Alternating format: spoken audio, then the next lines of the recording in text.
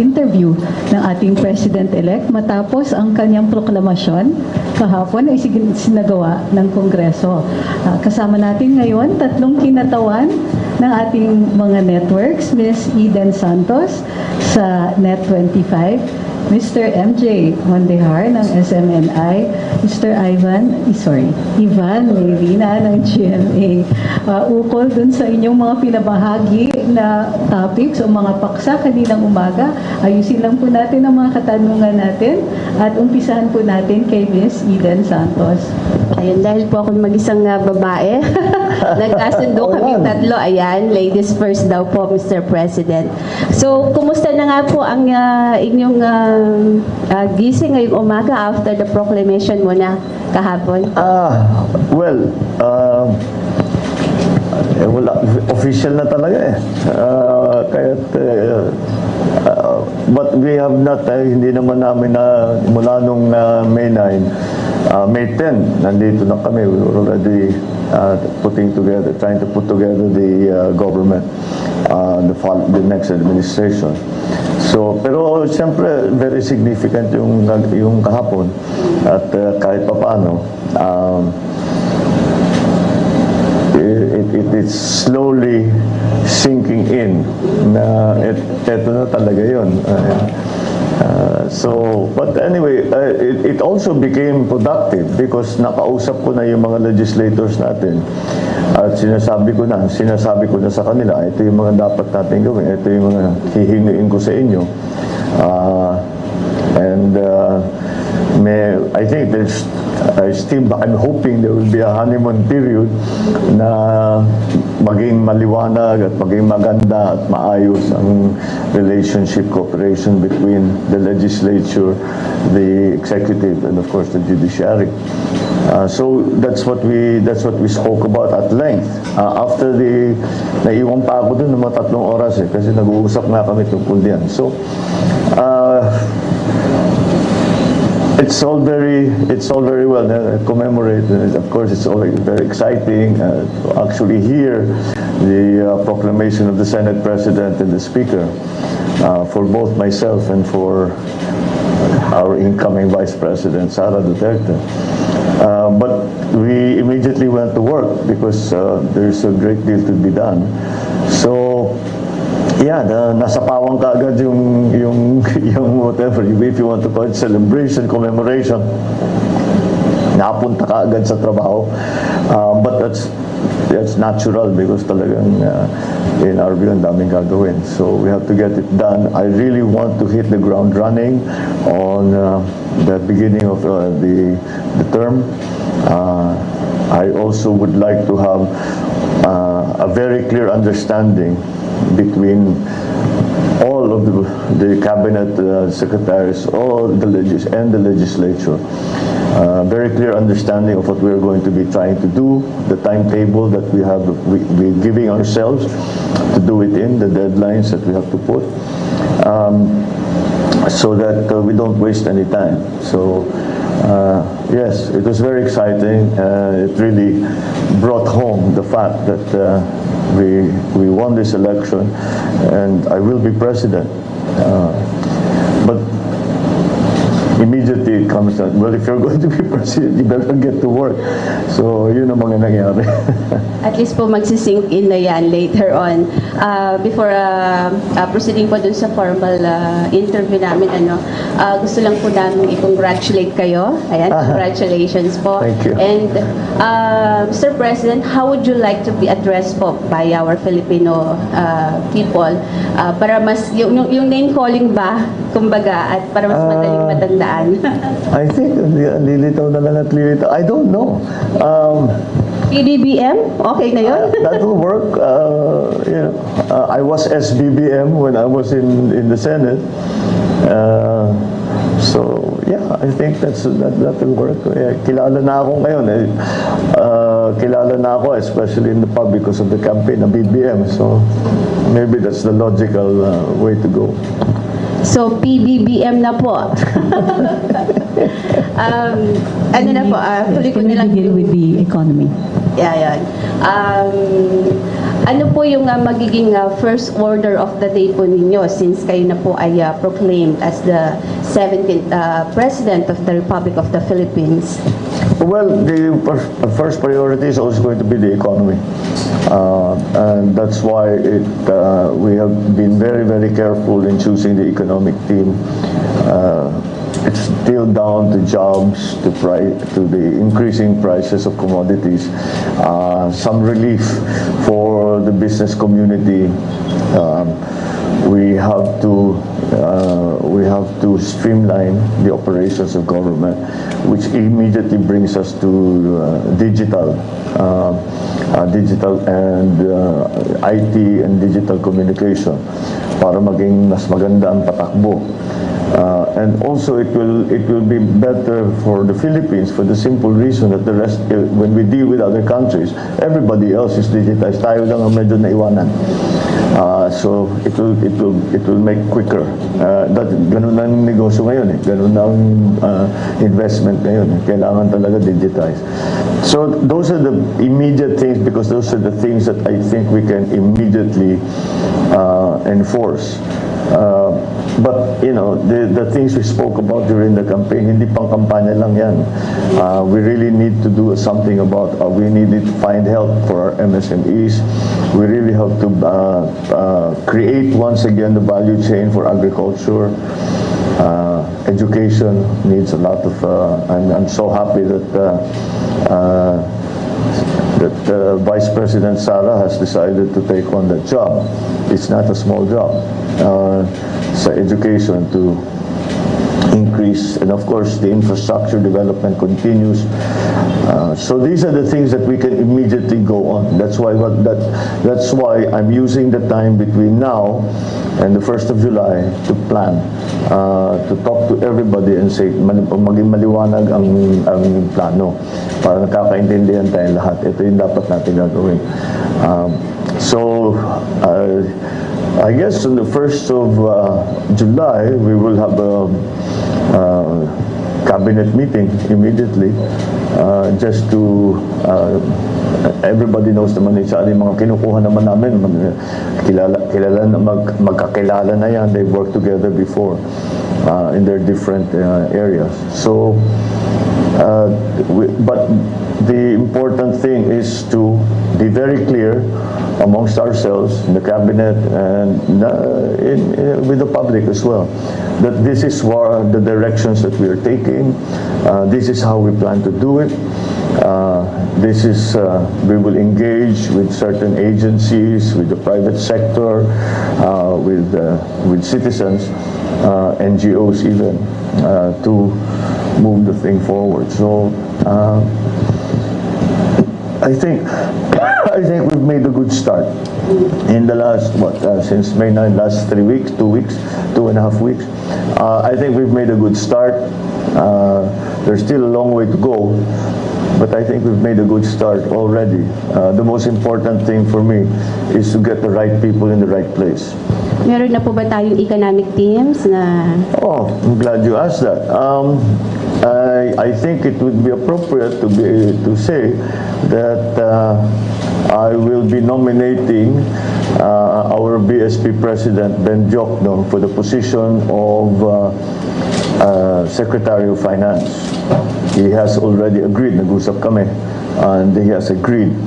His place in the BSP will be taken by Philip Medalla, who is going to be who will take on his unexpired term, which lasts until yung term talaga ng BSP president is in this case is until July.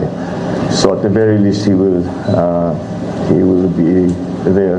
I have asked Fred Pascual to head the DTI, and he has agreed. We talk about the economic team, and maybe normally we don't consider this department part of it, but it is going to be part of it. I am intending to nominate Manny Bunuan for Department of Public Works and Highways. He has spent almost his entire professional life in the DPWH. I know him very well. So I think he will do. I know he will do a good job. So those are the things that we have decided. I know the economic team is critical, and that is what people are looking to. I think we have found the best people for it, who are able to look forward and to anticipate what the conditions will be for the Philippines within the rest of the world in the coming years. Thank you, Ms. Santos. Mr. MJ. Sir, congratulations. First of all, Thank you. Yung management namin ay nagpapabot po ng pagbati sa inyo pong panalo. And especially my big boss, Reverend Dr. Pastor Apollo C. Kibuloy. Well, I thank him. At he was a very big part of what we were trying to do. Kasama ka naman lagi. You are always with us. Sir, balikan ko lang po yung sa economy. May mga panawagan, sir, na i-postpone daw muna yung implementation ng Yung RCEP. RCEP, and also, sir, dagdag ko mamaya yung oil excise tax. Yung? Oil excise tax, sir. Okay, let's do RCEP first. Sa aking pananaw, let's have another look at it, because the RCEP is a very fine thing. Ako talagang a great proponent, believer in trade. Hindi talaga tayo, walang yumaman na bansa na hindi maganda ang kanilang trade.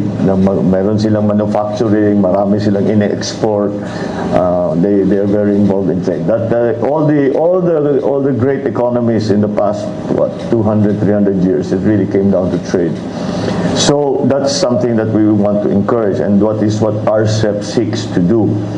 Now, the only stumbling block, the only possible stumbling block there is that it's all very well to trade if you are in a competitive position. And I do not know that our agricultural sector is sufficiently robust to take on the competition that the opening of the markets will cause RCEP. So let's have a look at it again and make sure na hindi naman malulugi ang ating agri-sector. Pagka rinatify na natin yan, dapat handa na yung sistema natin na makipag-compete. Dahil kung hindi talaga makipag-compete, masasapawan sila. Mawawala yung ating mga local, and panay na lang ang import natin. And we don't want that. We want to beef up the agricultural sector. We want to have sufficient food supply for the Philippines in case of any crisis. We should really learn our lessons from the pandemic. That wag natin pababayaan yan. Dahil pag may dumating na krisis na ganyan, ramdam na ramdam ng tao, kulang pagkain for various reasons. So anyway, sa RCEP, tignan natin ulit exactly what will be the effect, pag-aralan natin na mabuti, that if we ratify it now, what will be the effect on our farming community, our farmers especially. They need protection. Hirap na hirap ang mga magsasaka. And how will it impact what our plans are to, as I mentioned earlier, create the value chain for agriculture once again. So that is my view on RCEP. Pag-aralan natin na mabuti. Pagkaya ng ating magsasaka o suportahan natin ng gobyerno at kaya na silang mag-compete, i-ratify na natin yan. But let's protect our farmers. Sir, sa oil excise tax, yung oil excise tax, I think there are other ways to handle the increase and the disturbances that we are having in terms of the petroleum products that we are importing. We can support those areas na tinamaan kaagad ng pagtaas ng presyo ng langis. Number one there was transport. And this is important because transport is going to be critical in the resurgence of the economy. And the reason I say that is because nakikita na natin, there are this, what we keep talking about supply chain problems that have arisen post-pandemic sa ibang lugar. I don't consider us post-pandemic yet. I think we are still hopefully at the tail end. But nonetheless, nakikita na natin in other countries na yun ang ginagawa, na nagkakaproblema doon sa transport situation. Because COVID changed everything, we tried to go back nung bumubukas ang mga ekonomiya. Sinubukan nating bumalik doon sa dating gawin. Hindi na maaari yun. We have to do it in a different way. And we have to be more creative and more aware of what the future global economy is going to look like. So in terms of oil excise tax, I think we still have to look at that very well. If there is a commensurate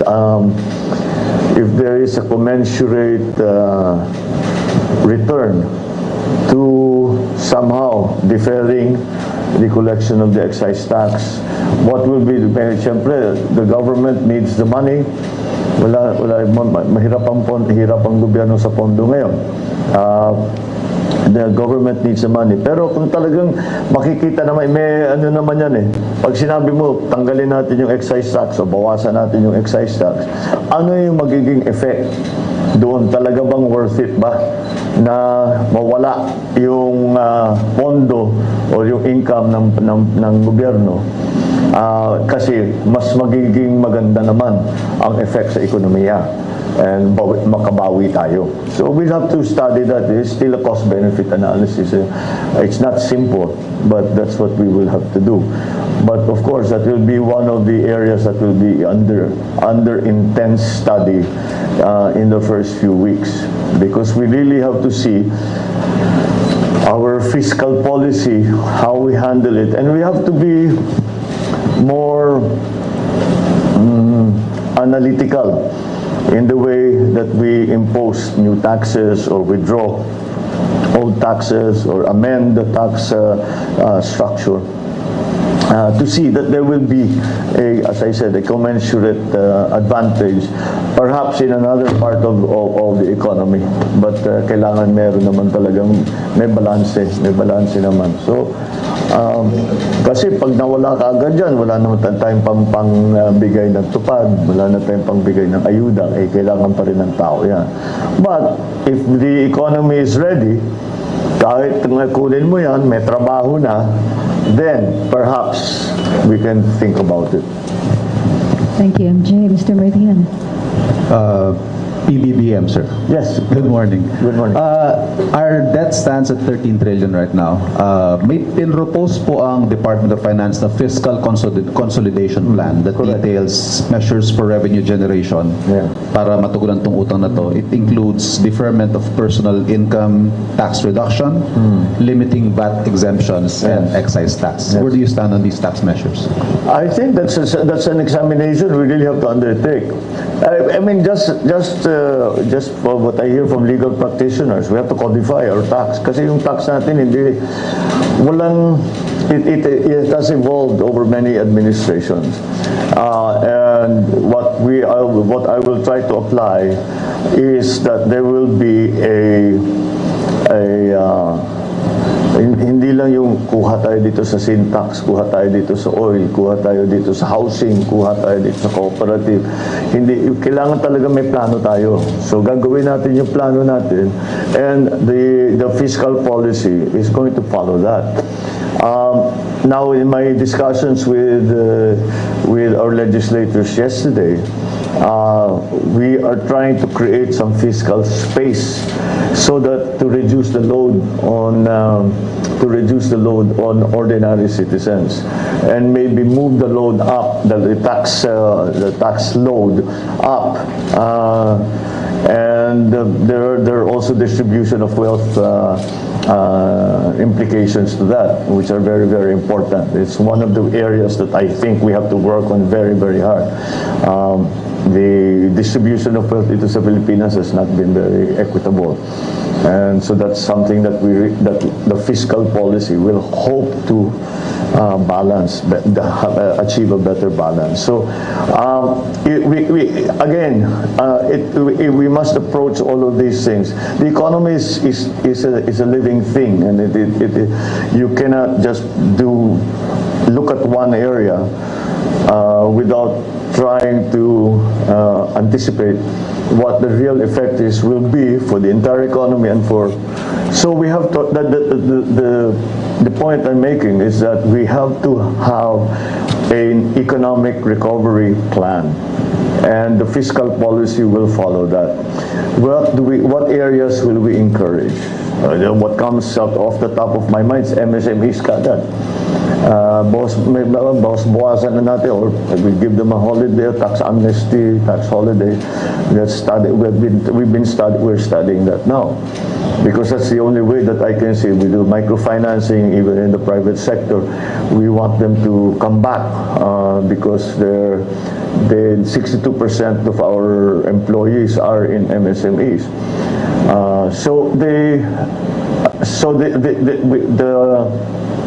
The agriculture also, yung ating ayuda, the fertilizer that we buy, urea, is petroleum-based in terms of pricing, and it's imported. And it has gotten to such a severe situation that there are farmers now who just don't plant. Kasi if urea is at what? 2,000 pesos. Sabi niya, hindi naman kami kikita eh. So, huwag na lang. Di ba? We'll do something else. Mangingisda lang kami, or we'll do something else.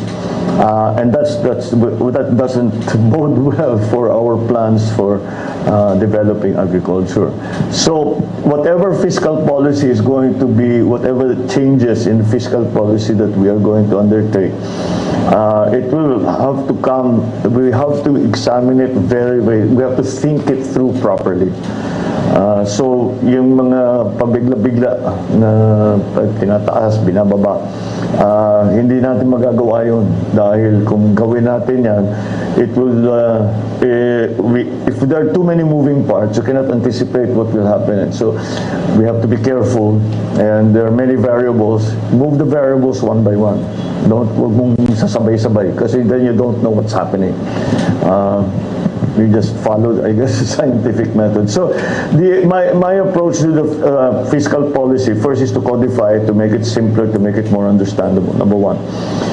Secondly, is to reduce as much of the tax collections from those who are suffering from the pandemic, the effects of the pandemic. That means MSMEs, agricultural sector, transport, yung mga ganon. So, mabawasan natin. Let's hope we can raise funds in another area and use it there. So, then again, very important to me is the distribution of wealth issue. So, that will also be part of the thinking that will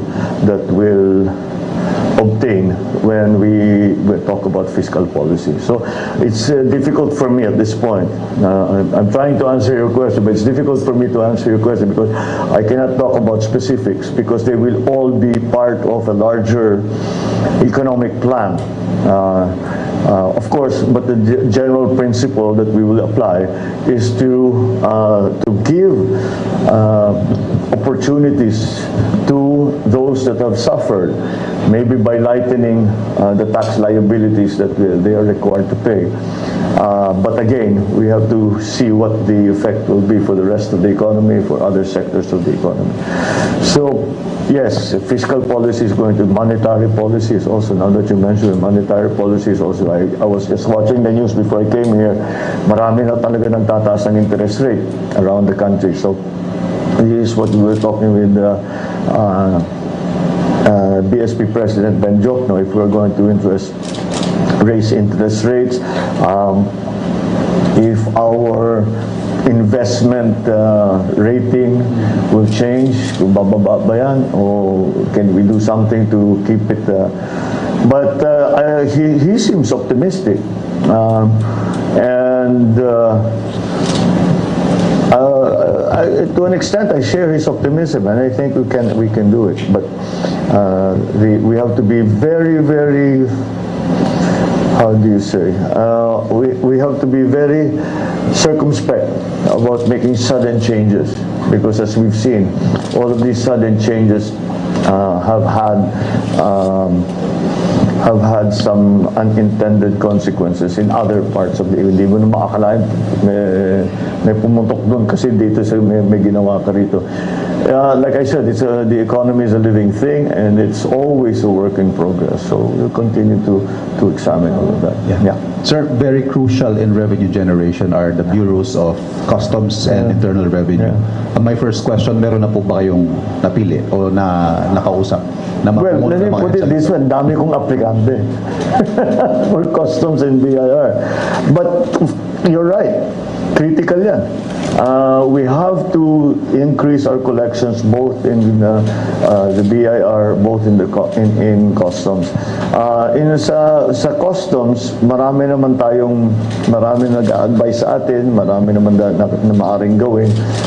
We're talking about buying equipment, the ADB, the World Bank has given us much equipment di masyadong nagagamit. We have to increase that. Also, we have to develop the ports so that the business grows, and from that growth in trade, in shipping, the collections of government will increase. But the efficiency of the Bureau of Customs has to be really seen too. Hindi naman mangyayari yan na nag-iisa. And of course, we've all heard the horror stories about but structurally, we have to approach it in a new way, and say that the main job of the Bureau of Customs is to increase their collection through ease of doing business, even just the documentation, and then of course all this new equipment that we can to be able to handle larger increases in volume. So that I think is how we are going to head when it comes to customs. And yes. Yes, I have had many applications to head the Bureau of Customs, but I'm sure we will find the right people. I have a fairly good idea of who has been able to show performance. In the BIR, ganun din. What we have to do is make more efficient the entire process. Number one, make it easier for people to understand what the tax structure is. Put people in there. Of course, hindi mo matatanggal pa sa usapan. Let's not pretend na pag pinag-usapan customs at saka BIR, ang daming corruption. I was going to go there, sir, if I may. Meron ho ba kayong magiging specific marching orders the people you will appoint to these agencies with regard to allegations of corruption? Well, there's no place for, there should not be any place for corruption. Unfortunately, naging in some areas naging endemic na talaga yung corruption. You will have to work. Corruption, kalimutan na lang natin yung nakaraan. Let's just do it. Huwag natin sasabihin natin, sige, that was not under my watch. Hindi ako namamahala nun. Ngayon ako na namamahala. So wala nang ganyan.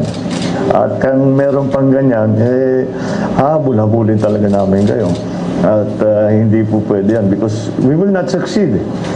The government, the economy in the Philippines will simply not succeed if we cannot collect duties, tariffs, etc. Through the Bureau of Customs, and we do not have good collection on taxes, both at the national and at the local level. Hindi talaga obra. We cannot. The numbers don't. The numbers don't match. So that's why it is very, very important, and we have to at the very least, reduce the corrosive influence of corruption in government as a general rule. Ms. Eden, on appointments. Sa DICT po, PBBM, meron na po kayong napipisil kung sinong ilalagay nyo doon. Since sabi niyo po kanina, priority po ninyo yung digitalization. Yeah, I have already a person there, but we are still trying to put together the plan. Siguro within this week, pwede na namin. Kasi inaayos pa lang namin. Kailangan kasi para sa akin, bago pa tayo maliwanag na kung ano yung kailangan namin gawin. At paano gagawin, ano yung timetable. So yun ang nililiwanag ko pa naman sa ngayon. It really is at this stage, the ICT, it's technical. Ano ba yung kaya natin gawin? Where's the technology now? Who can help us with the technology? So we're trying to figure that out. Because yung digitalization affects every single agency in government, both national and local. And until we do it, yung efficiencies natin, yun, corruption na naman ng maraming sources of abuse. And certainly, yung ease of doing business lang. Yung tao naman, hindi naman dapat papupuntay ng 20 opisina. You spend 3 days para makuha lang mga pirma na lalapit-lapitan pa ng mga fixer, kailangan tanggalin natin lahat yun. So, and digitalization will be key to achieve that. So, let us lay it out first between ourselves, and then I will explain to you soon what the role the DICT is expected to play and how it will do it, and who will be in that department. Doon lang po sa ito yung pinaka-concern ng ating mga mamamayan, yung napabalita na po na maibababa sa 20 pesos ang kada kilo ng bigas. That's the aspiration. Paano po natin yung gagawin po dito? Ibubuhin natin yung value chain na pinag-uusapan ko sa Kausap ko na yung mga ibang trader. Baka pwede nating i-hold ng ilang buwan yung presyo ngayon. I think we'll be able to do it as a first step. But in the long term, we really have to fix our value chain. That's the only way. Ngayon, ang nagiging problema, one of the problems that is popping up in agriculture, yung edad ng ating mga magsasaka. I'm sure you've all seen the statistics, it's 56, 57, whatever. But that's not the good number, that's too high a number. And unfortunately, ang mga farmer mismo nagsasabi sa kanilang mga anak, wag kang mag-farming, ang hirap ng buhay na ito. Mag-aral na lang kayo, magtrabaho kayo sa opisina. Kaya kami naghihirap dito para hindi nyo na kailangan gawin ito. And that's why young people are not coming into agriculture. Now, how do we change that? We must employ new technologies. It has to be industrial farming. It has to be, ang dami naman bago, especially with the advent of global warming. Nakita niyo ba itong taon na ito? Naintindihan niyo ba yung weather? Kung kailan yung tag-araw, kailan yung tag-ulan. Sinasabi ng Pag-asa sa atin, tag-araw ngayon, pero panay naman ang ulan. Sinasabi nila, tag-ulan na, hindi naman umuulan. So, talagang masyado nang magulo. That's why we need high-tech solutions. And that will bring younger people in. Because we're not talking anymore about traditional farming only. Of course, you will still have to put seeds into the ground. But marami ng bagong technologies that are developed by younger people. And so they can get involved in agriculture again. Like I said, COVID changed everything. We cannot depend on the old system. We cannot depend on on business as usual. That would be a disaster. The pre-pandemic world is never coming back. That is a hard truth that we all have to accept. And what's coming is something that we don't quite know yet, but it's beginning to show what that will be. So in terms of agriculture, we have to move with the times, and we have to be very open to new strategies, new technologies, new techniques, not only in the actual technical part of agriculture, but also in the organization of our agricultural community and our agricultural sector. So, yeah, that's something that we have to deal with. So if the aspiration is 20 pesos, I don't know. I think if we work very hard at it, baka maabot natin yun. When?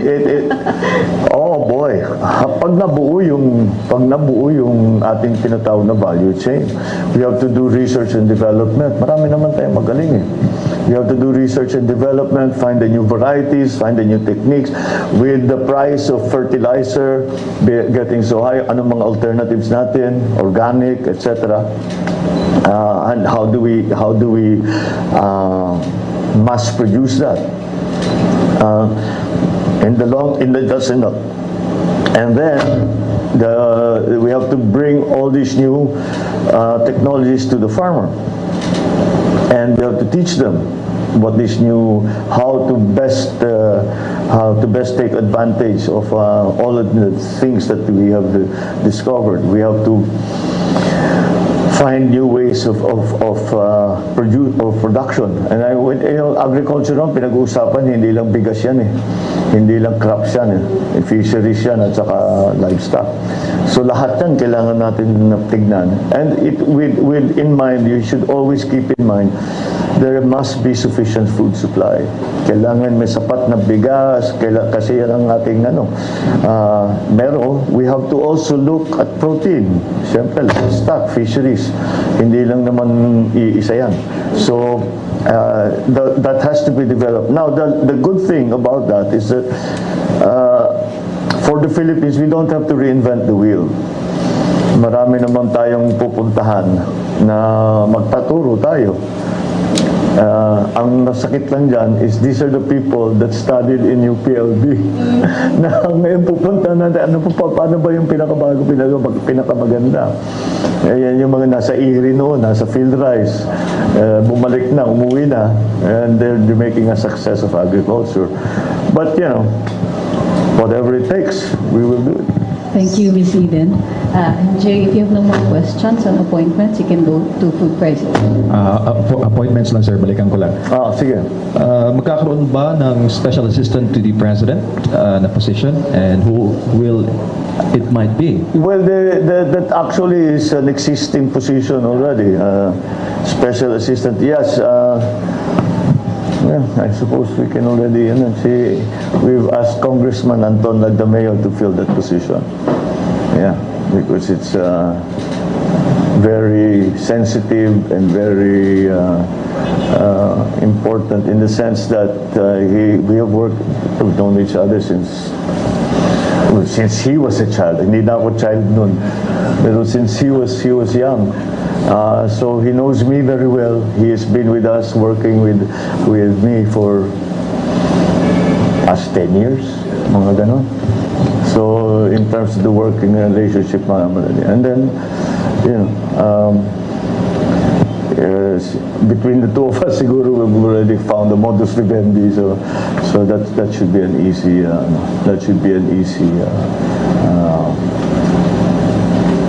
easy position for him to pick up on. Sir, may inside info kaya, ba't alam mo? ano lang, sir. Sir, yung si Deputy Speaker Marcoleta, what will happen to him? And recently, Vic told us sa media na there's an offer for Professor Clayta Carlos to join your cabinet rank. Anong update sa kanya, sir? Marcoleta and Professor Carlos. Everybody's still we're still talking about the role. Because ang approach ko naman sa lahat na nare-recommenda o napupunta sa akin is, first of all, where do you feel, marami naman nagsasabi kahit saan, basta ilagay mo ako kahit saan. Marurunong naman, magagaling naman. And I always ask them back, I said, where do you feel you will be the most useful? And so although like si Kadante Marcoleta, I asked him the same question, and I'm waiting for his answer. But definitely, with his legal prowess, I think that he will be of great use to us. Now, I understand that in his particular situation, meron pa siyang opportunity mag-congressman. Oo, dun sa party list. The professora, of course, we've been in consultation with her and asking her, and again, it's the same question: where do you feel that you will be the most help?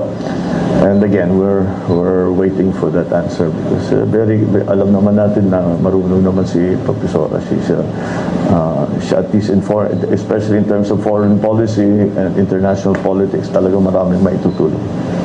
Solgen, sir. Sino ang Solgen mo? Sorry? Solicitor General. Sa? Solgen. OSG. Which one? Solicitor General, sir. Social welfare. Huh? Solgen. Oh, okay. Hindi ko naintindihan. Okay. Marami din eh. Ang daming magagaling.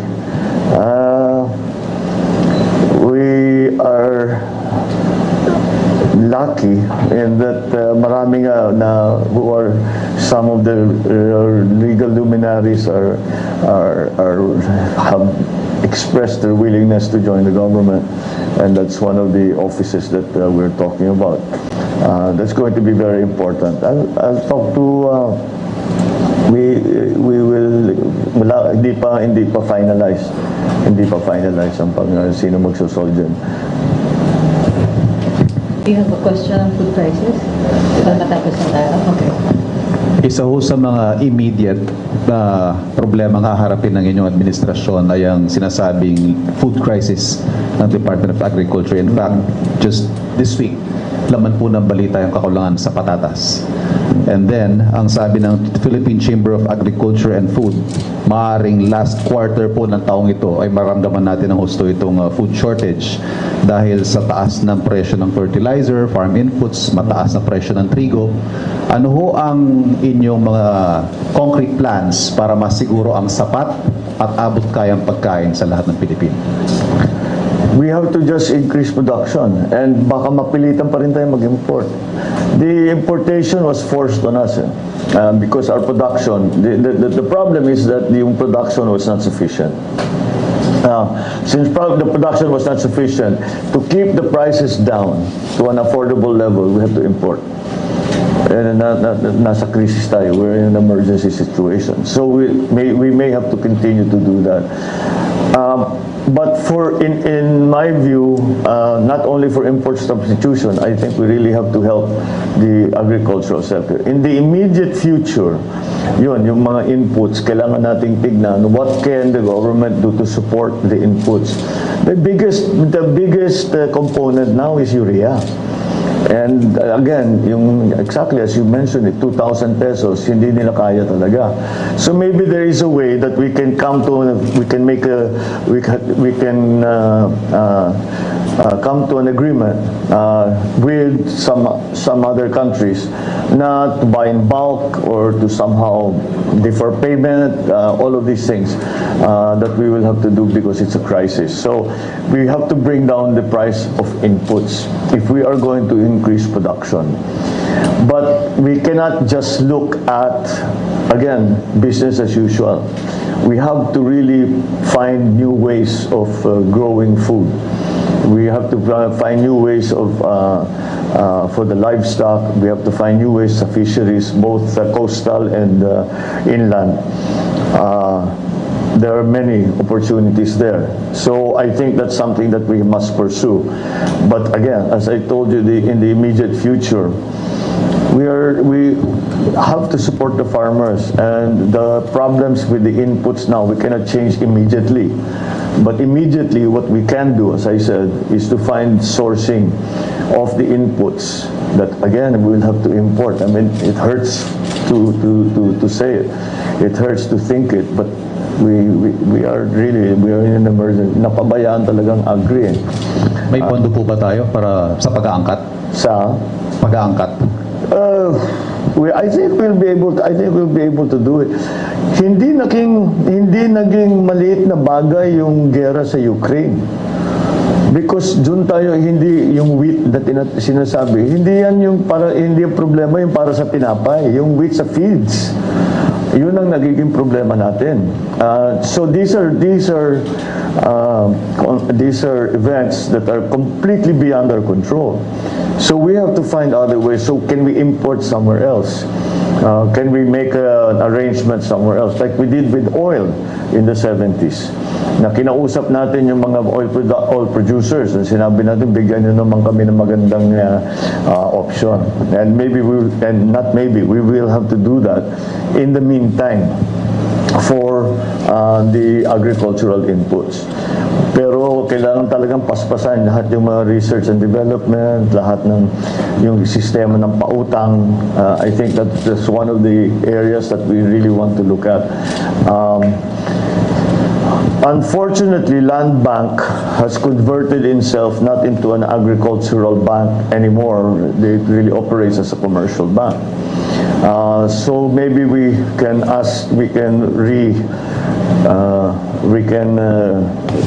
return those lending institutions that are supposed to be supportive of the agricultural industry, supportive of farmers, back to its original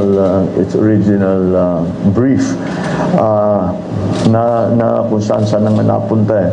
We have to return many of the functions of agencies in government to what they are supposed to be, but they have turned into something else. Like NFA was never formed to import. Quite the contrary. NFA was formed to stabilize prices. And sana ibalik natin dun. But again, I don't want to sugarcoat the problem. The problem is serious. It will take, in the immediate future, I think we will be able to find palliatives, yung mga para naman makatulong lang tayo for now. But those cannot be the solutions, the long-term solutions. We have to find long-term solutions. And there's nothing more. We have to go back to I know I keep saying the phrase, but that really is where we're headed, is the value chain of agriculture. From the very beginning of it, to production, to processing, to mechanization, to credit, all the way to retail. We have the basic elements in place. We just have to return everyone back to what their function what function is needed by the agricultural sector from them. President. Sir, what about how do you intend po to resolve the high prices of petroleum products? Are you planning to buy back Petron? Sabi po ni Mr. Ramon Ang, willing naman siyang ibenta ulit yung Petron under your administration. And then yung OPSF, ano po ang inyong plano? Ibalik ba yun? Well, first of all, we cannot control prices. This is the nub of the problem. It's beyond us. Hindi tayo price giver, price taker tayo sa oil market. So kung ano ang mangyari, when OPEC decides to do one thing, OPEC decides to do something, we just have to accept it and we just have to take it. What we did, as I said, if I remember correctly, and actually I was part of the effort, was when the 1973 oil crisis hit. What we tried to do was to make more beneficial arrangements. Like I remember I was sent on a mission by my father together with then Secretary Velasco of Energy.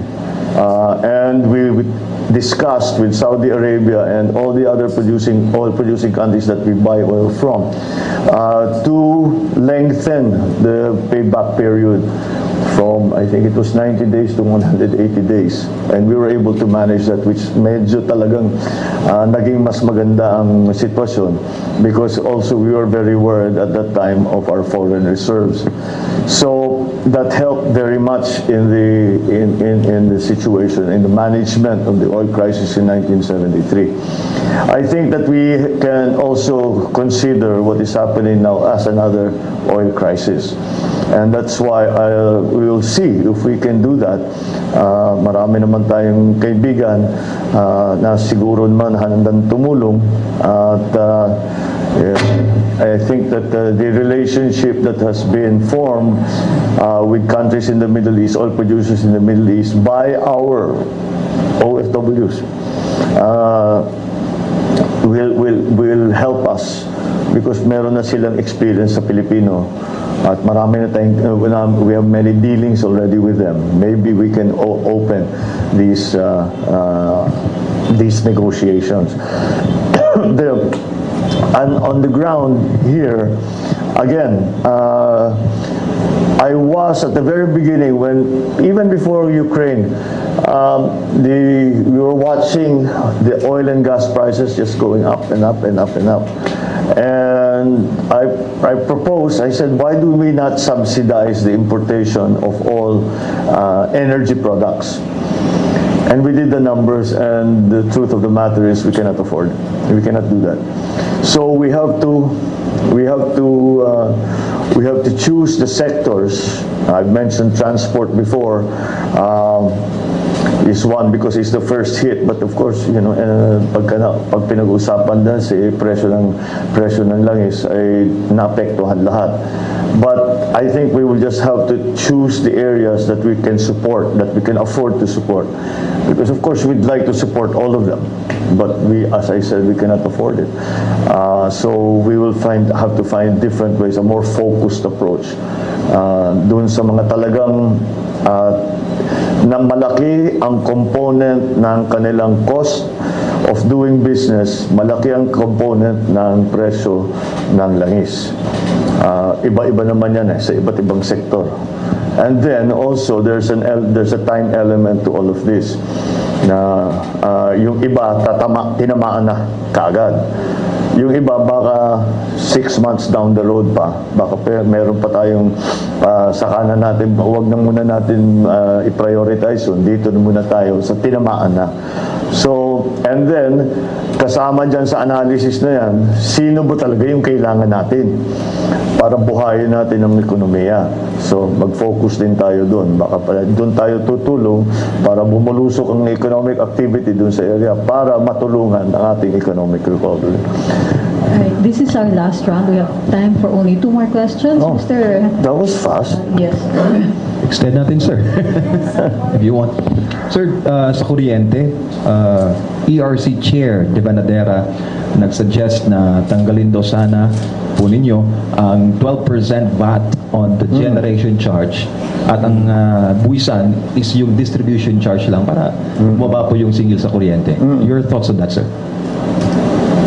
That's one of the things we're looking at.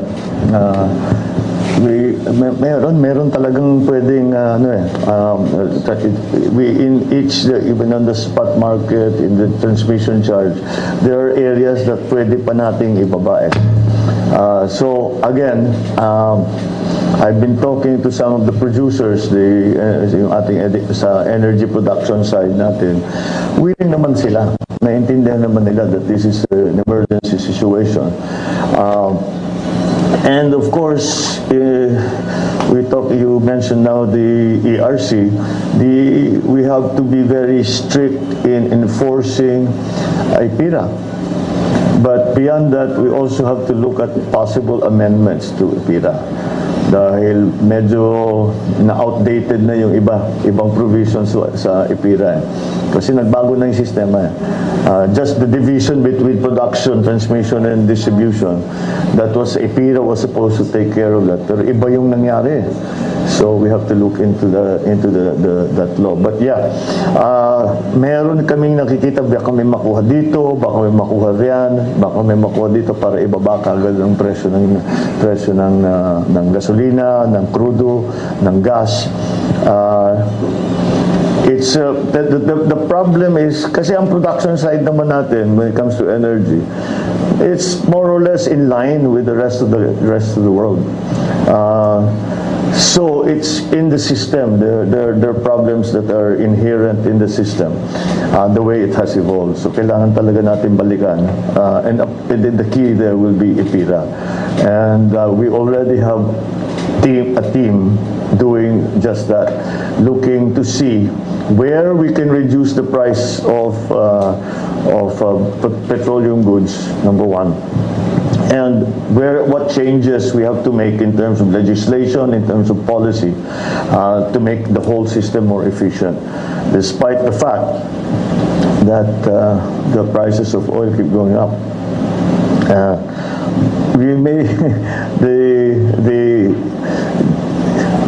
there is the other issue when it comes to energy, in that we have made commitments internationally to reduce our dependence on, first of all, coal, and to replace it with renewables.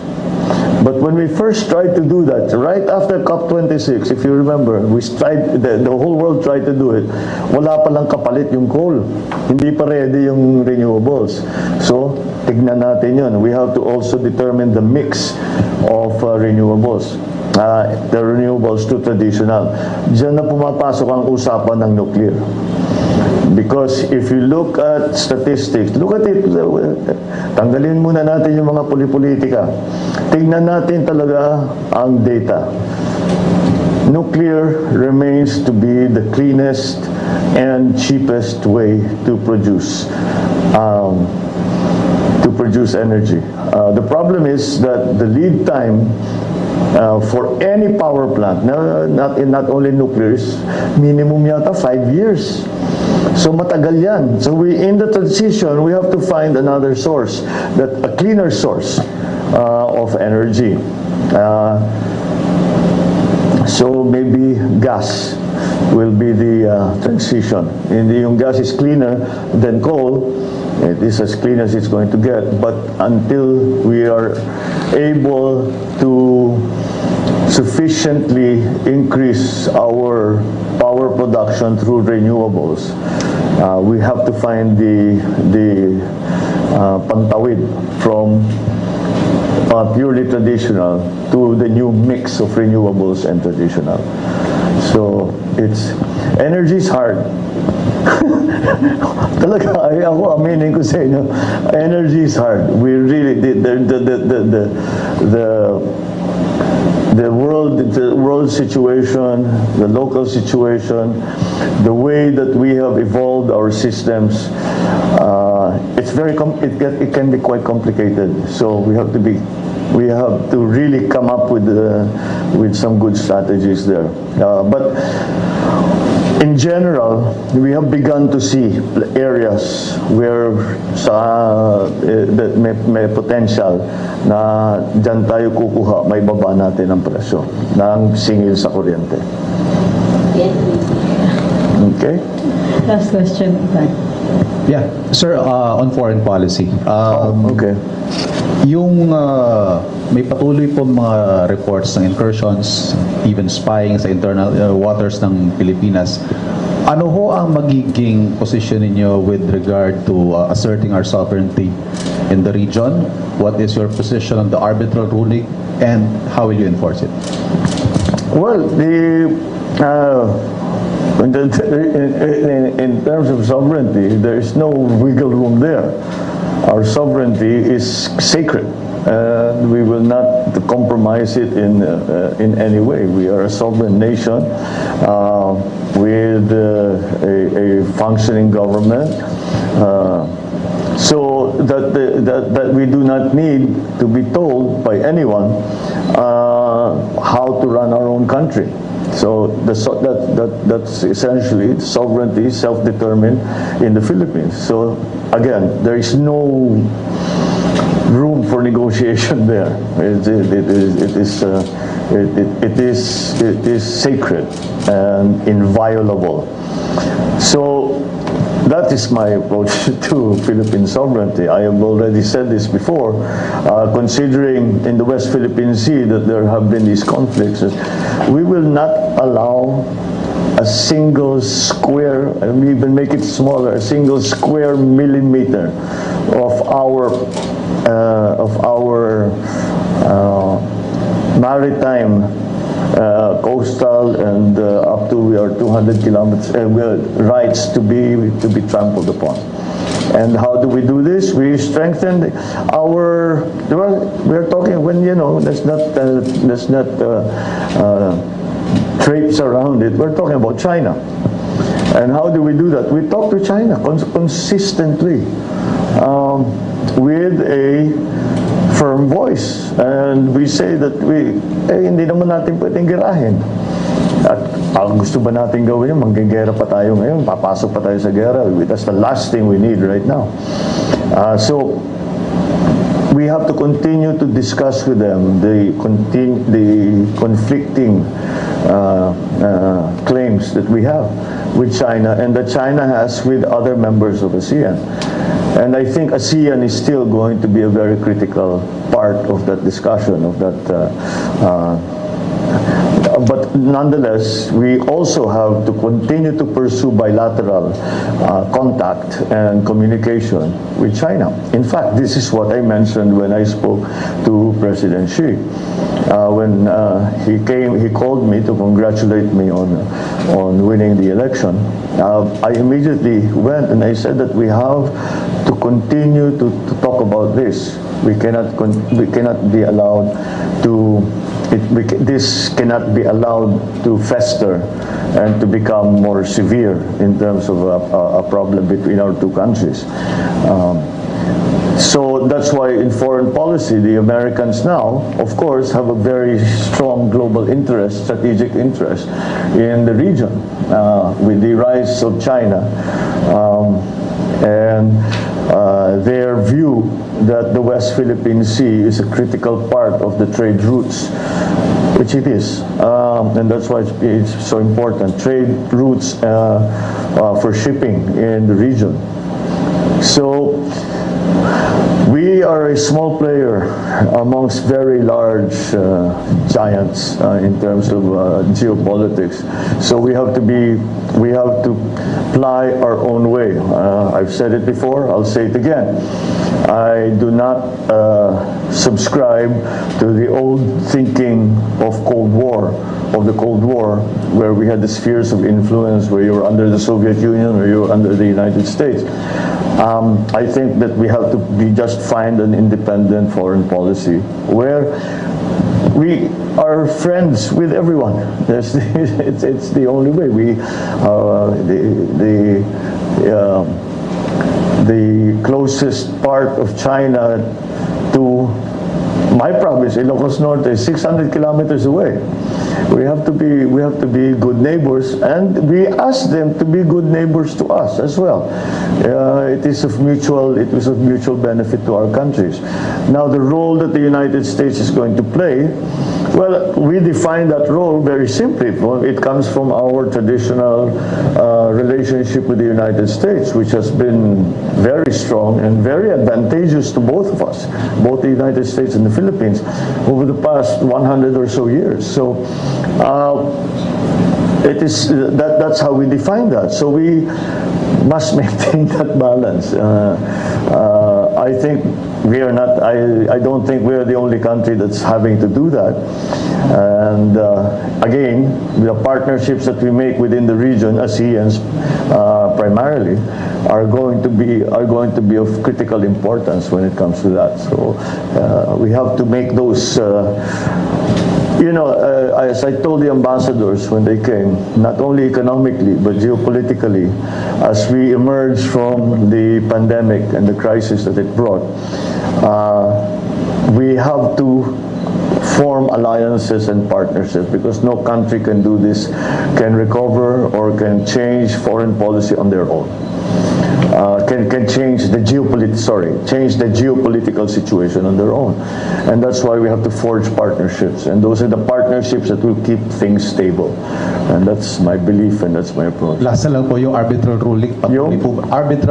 Patuloy po ba natin to igigit? Ay, hindi na natin. Nasa atin na yung arbitral ruling. So we will, of course, we have a very important ruling in our favor, and we will use it to continue to assert our territorial rights. It's not a claim; it is already our territorial right, and that is what the arbitral ruling can do to help us. Ma'am? We have Last. 10 minutes. Okay. Sir, may request kasi ang ating mga kababayan nanonood. Meron daw po ba kayong mensahe sa kay President Duterte na inyo pong papalitan sa pwesto, sir? Well, yung mga pinapag-usapan namin, bago pa nag-eleksyon, ay sinasabi niya, basta itong mga bagay na ito, ituloy mo. Please, that is the request that it's so important to him. And it's still, siyempre, yung kanyang priority has always been anti-drug problem. And of course, you have to... Sir, sorry, when did this meeting take place, if I may? Before the election, there were several, actually. It's not just a single And this happened when you were already the front runner in the surveys. Tama po ba? Not the first few. Wala pa ba? So more than once po. Pinuntahan ko siya. Sabi ko, how do you want to do this? Ako na lang ang natirang kandidato sa administration side. Pwede pa tayo magtulungan, ganun, the PDP, etc. Anyway, that was, but ang kanya, sinasabi niya, the one thing that he was very assertive about was that ituloy mo yung anti-drug syndicate na sinimulan ko. Do it your own way. He really said that. Do it your own way. Palitan mo, gawin mo yung gusto, pero wag mong iiwanan yan dahil kawawa ang kabataan natin. Talagang nasisira ang mga buhay nila. So that I fully appreciate what he said, and of course the drug problem in the country continues to be a problem, and so we must continue to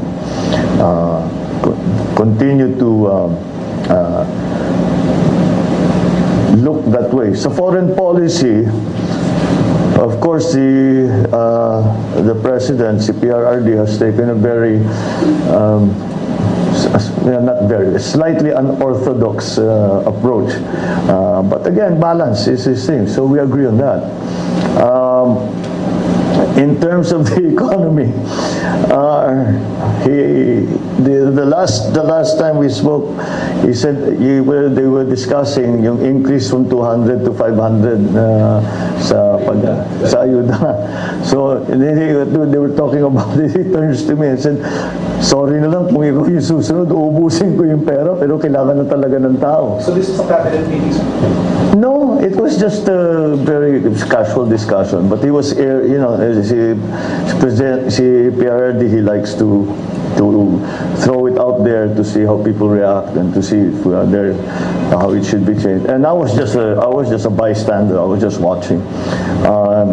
And so that talagang tama rin naman siya. I don't think he had a choice. Na talagang kailangan pa rin ng tao, kawawa masyadong tao.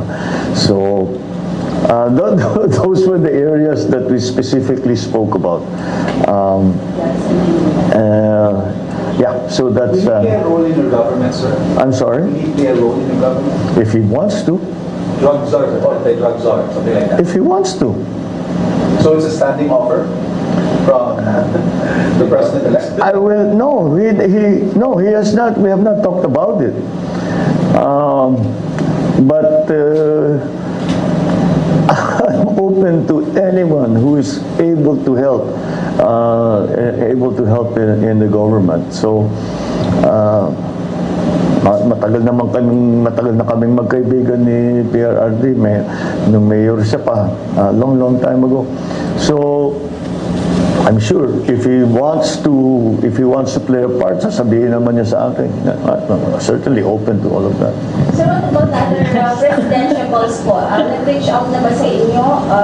Open ba yung inyong administration sa mga nakilaban ninyo na mabigyan ng posisyon? Competent naman po sila? Marami na.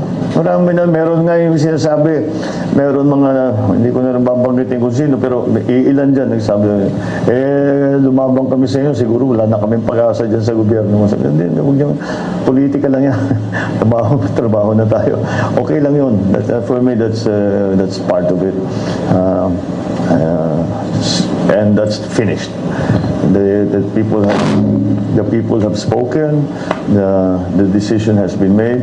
So let's work on that basis. And again, ang aking criterion talaga sa kukunin namin, kung sino yung marunong, sino yung magaling doon sa area na yun, at handang tumulong. What else do you need? Diba? And I was right before when I said one of the hardest parts of picking these experts and yung pinakamagaling is that because they are successful, maganda na yung buhay nila eh. Sabihin, pumasok ka sa politika, ang gulo-gulo ng politika. But ang dami talagang willing dahil Pilipino sila eh. Nagmamahal sila sa Pilipinas.